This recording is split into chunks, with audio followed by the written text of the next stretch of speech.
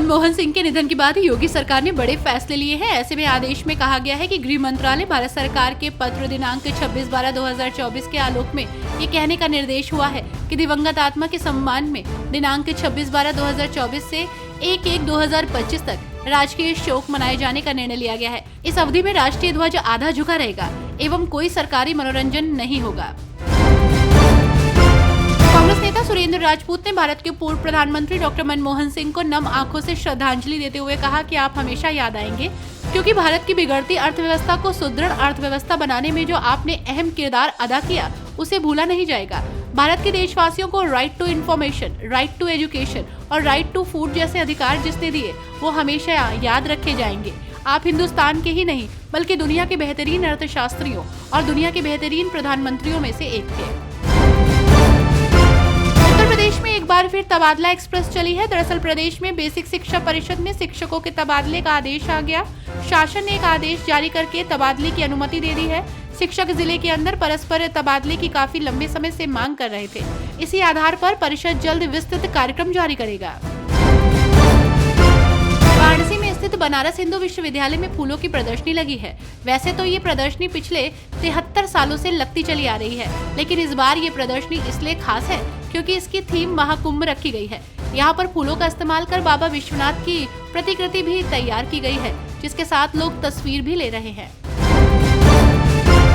दिल्ली विधानसभा चुनाव की चर्चा यूपी में जमकर हो रही है। वहीं इसी बीच अब सपा प्रवक्ता अमीक जमई ने दिल्ली में प्रस्तावित विधानसभा चुनाव से पहले सपा का स्टैंड क्लियर कर दिया। उन्होंने कहा कि हमने दिल्ली में आम आदमी पार्टी को अपना समर्थन दिया है। आम आदमी पार्टी का हाल दिल्ली में अच्छा है।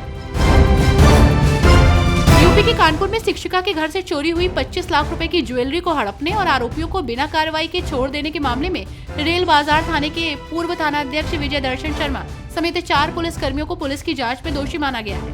हालांकि एक हेड कांस्टेबल को क्लीन चिट भी दे दी गई है।